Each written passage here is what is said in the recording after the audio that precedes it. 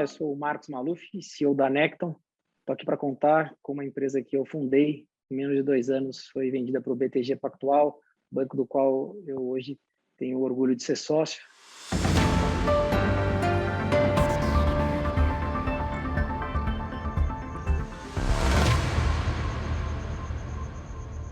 Acho que o dólar é o único ativo que está um pouco fora de compasso, né? Um dólar é a 5,60, 5,70 é razoavelmente fora de compasso. Acho que ele deveria estar mais próximo dos 4,70, 4,80. Mas para isso a gente tem que passar mais confiança internacional aos investidores, né? Acho que o aumento da taxa de juros vai colaborar com a diminuição da inflação e com a diminuição do dólar, mas num curto prazo, não num curtíssimo prazo, né? E também é importante que politicamente a gente tenha aí meses um pouco mais calmos, e que a gente tenha maturidade entre os poderes. Acho que essa maturidade começou após a carta que o presidente Bolsonaro escreveu, e assim eu espero que continue, né? Acho que tanto o Senado, quanto a Câmara, quanto o STF e o presidente da República precisam trabalhar em harmonia, e quando o investidor estrangeiro entender que essa harmonia é para valer, certamente vão entrar mais dólares no país. Quando entram mais dólares no país, o dólar cai, e aí a gente vai ter um patamar um pouco mais adequado de dólar. Isso vai ajudar a inflação, isso vai ajudar outras economias que precisam importar equipamentos, peças, e também vai ajudar a mão de obra interna. Então, acho que quando o dólar melhorar um pouquinho, e ele melhora com o ajuste da taxa de juros e com o ajuste do discurso político. Acho que esses são os dois principais fatores que vão trazer o dólar para um patamar um pouquinho mais razoável. Eu acho que o discurso político ele tem um peso importante, né? Acho que é super refletido no nosso cenário internacional. Então, sem necessariamente colocar culpados inocentes, mas eu acho que quando você está investindo num país que é um país mais alinhado politicamente entre si, né, entre os seus poderes, você consegue ter uma visão de mais longo prazo, né? E eu acho que isso ajuda o investidor, né? Você percebe que quando a gente aprova algumas reformas que dão previsibilidade, e aí a gente teve algumas micro-reformas, né?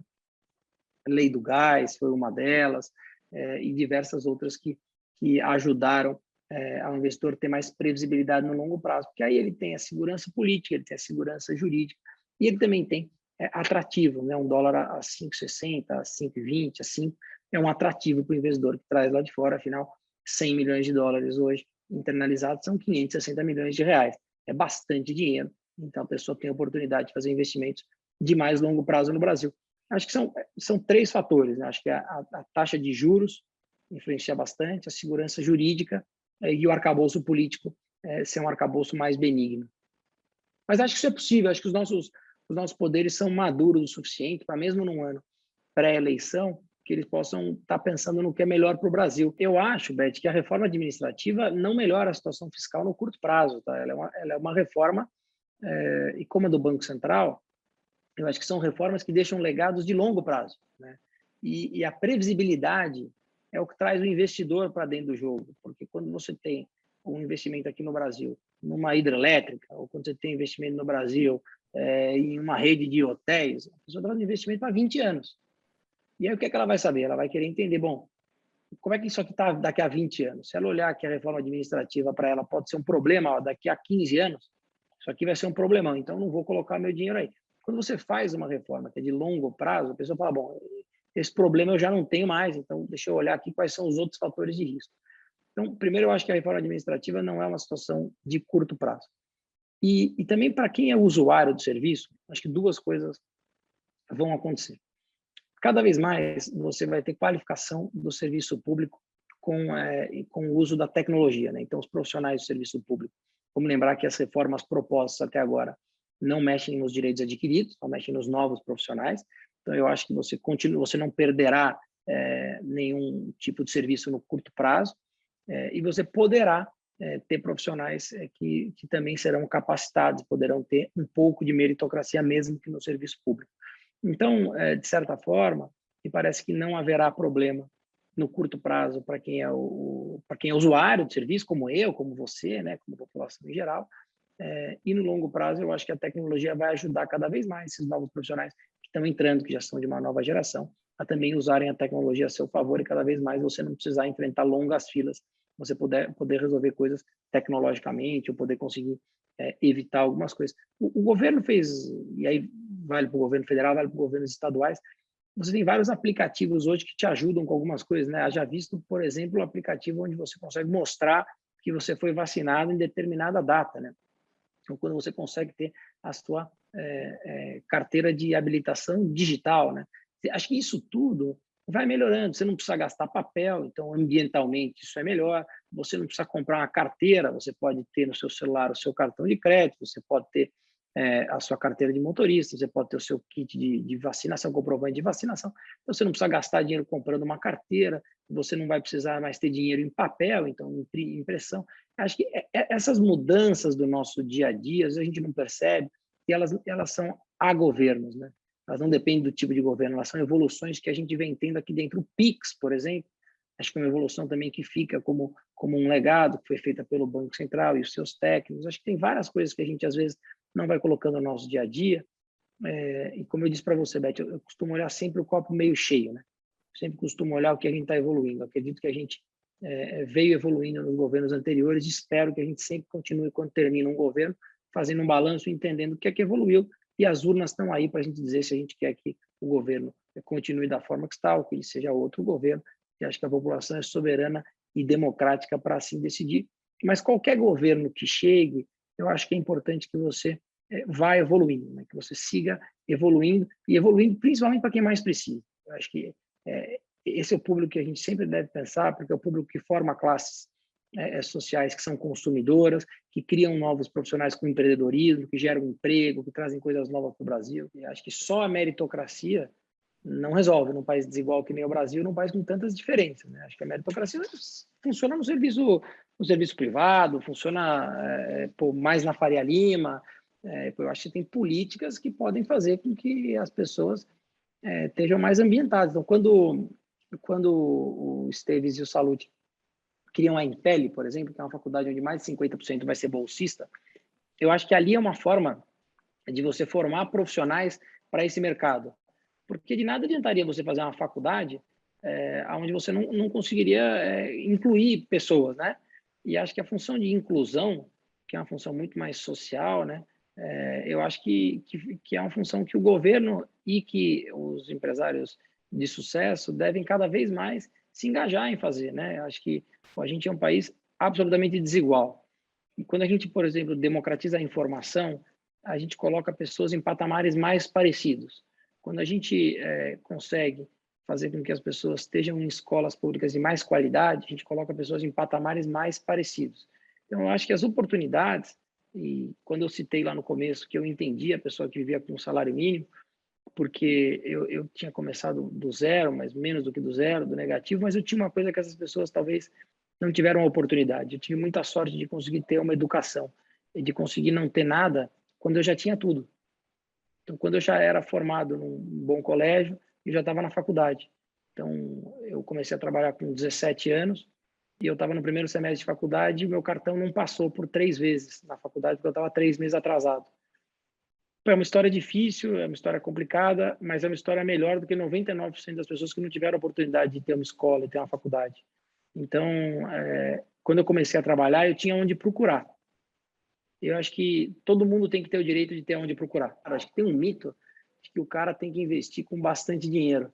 E eu gosto de quebrar esse tabu logo de cara, né? Um título Tesouro Direto que rende mais do que a poupança, é um título de renda fixa e é o mais seguro possível. Você consegue investir com R$ 30. Então, eu acho que isso é super relevante, né? Acho que isso mostra muito que você, de fato, consegue para o pequeno investidor começar. E eu acho que o hábito de poupar, e principalmente poupar com uma regularidade, você conseguir fazer isso todo mês, eu acho que isso traz para o pequeno investidor uma visibilidade de longo prazo para ele não depender de ninguém. No começo desse governo, a gente discutiu muito a reforma da Previdência. E meu objetivo em democratizar o investimento é que você não dependa de ninguém. Você não dependa do governo, não dependa da reforma da Previdência, não dependa, eventualmente, dos seus filhos ou dos seus pais, é que você consiga a independência financeira. Porque o maior valor que você tem é a sua independência, para você poder usar o seu tempo para fazer o que você quiser.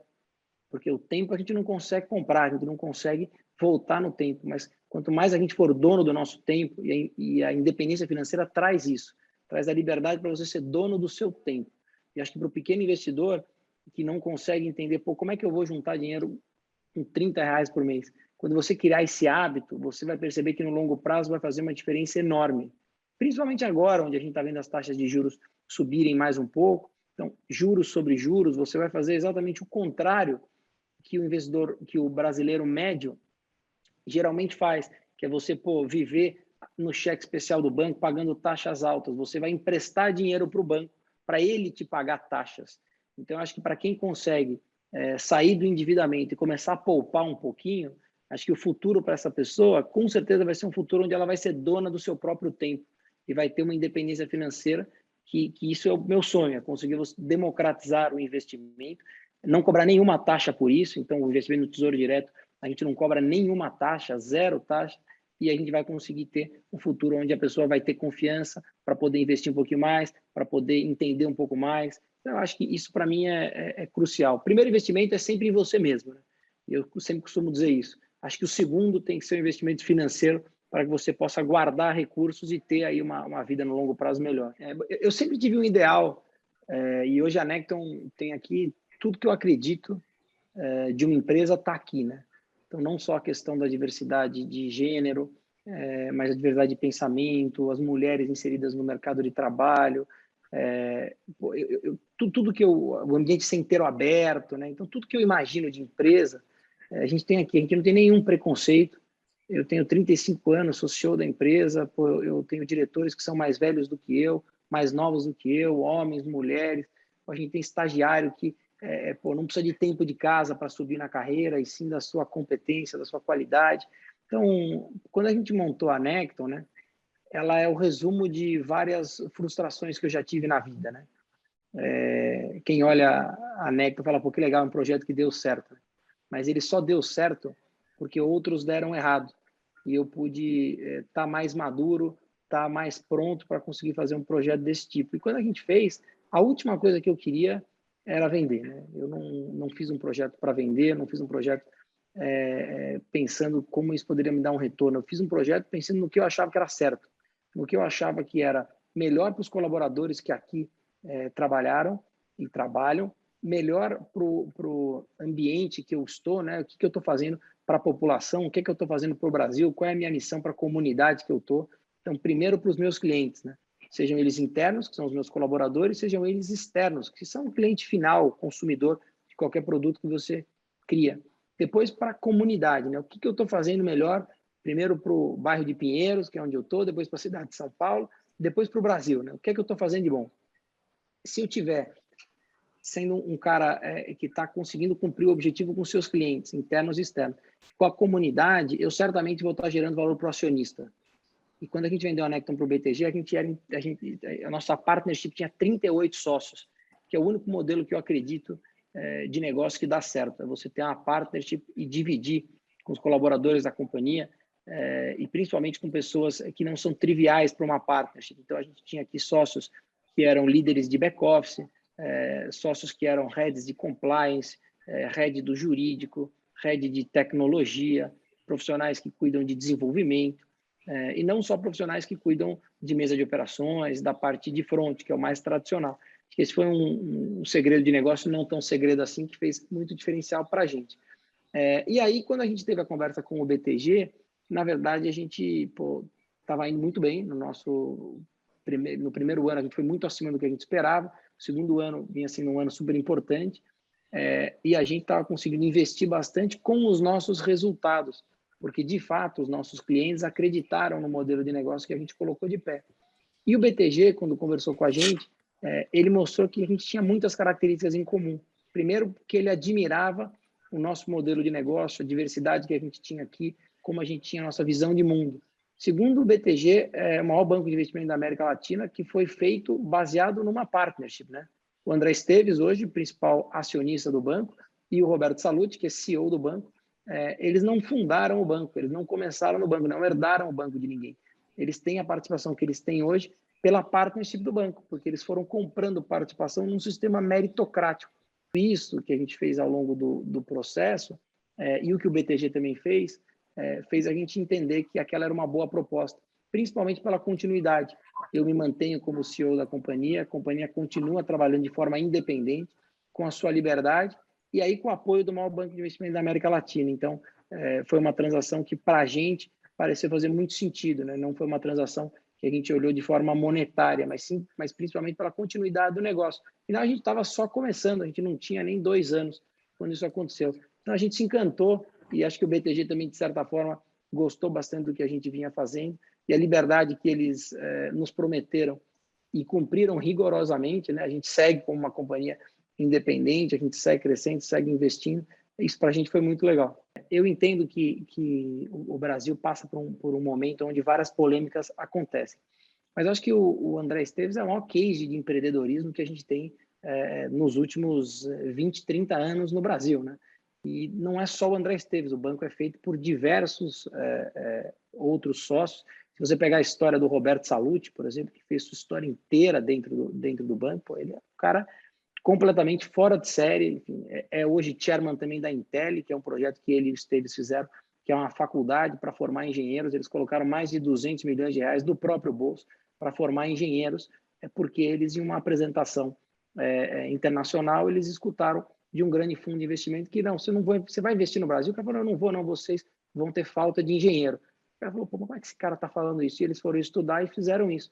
Então, eu acho que quem conhece um pouco a história do Esteves e a história do BTG consegue enxergar como o empreendedorismo dentro do Brasil pode dar certo, independentemente de governo. Porque o BTG está aí pelo governo Fernando Henrique, pelo governo Lula, pelo governo Dilma, pelo governo do presidente Michel Temer, pelo governo do presidente Bolsonaro, e agora para o próximo governo. Que a importância do Banco Central Independente, ele não é para o mercado de investimento só, ele é importante para os brasileiros, né? Vamos lembrar os governos anteriores. Se você pegar o governo do presidente Lula, o Banco Central, de fato, foi muito independente. No governo da presidente Dilma, já não ocorreu da mesma forma. Então, eu acho que o Banco Central independente é um legado que fica não só para o governo Bolsonaro, mas para todos os governos que virão, porque o Banco Central tem que pensar no bolso do mais pobre.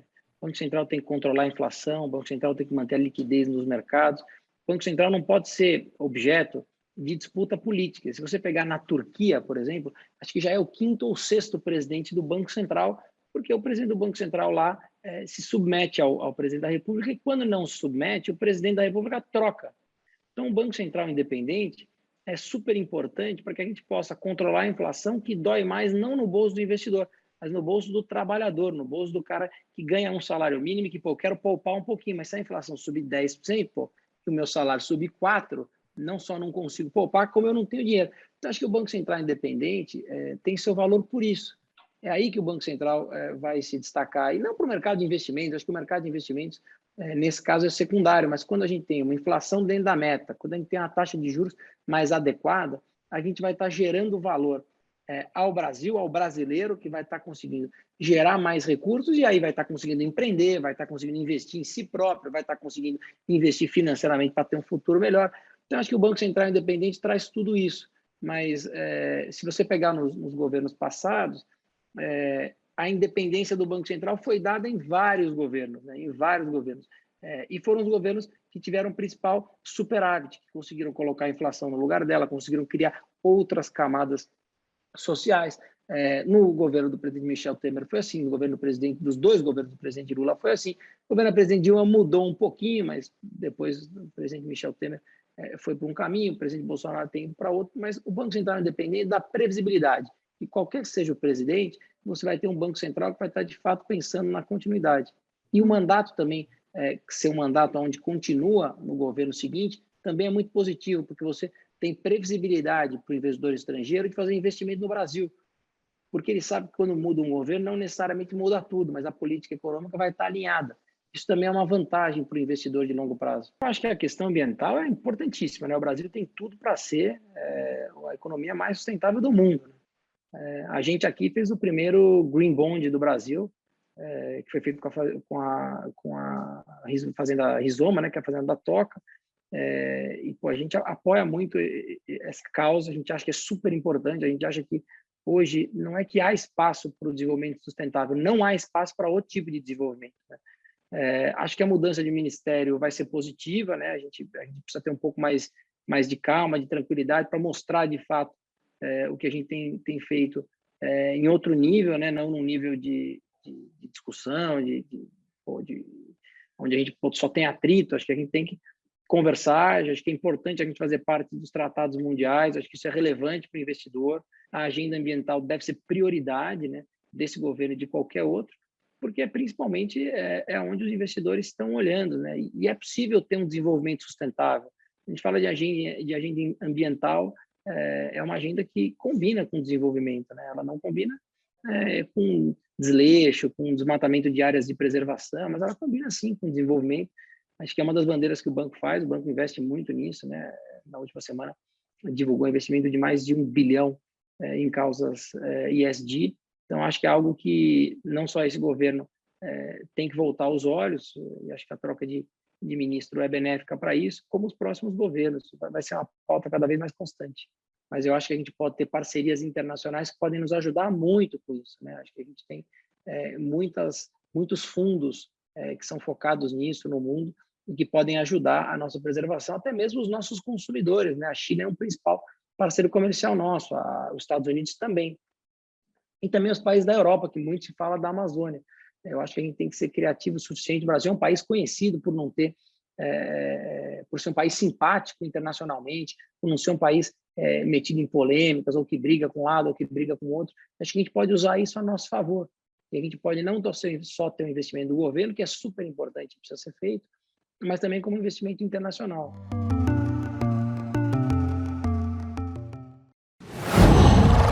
Qual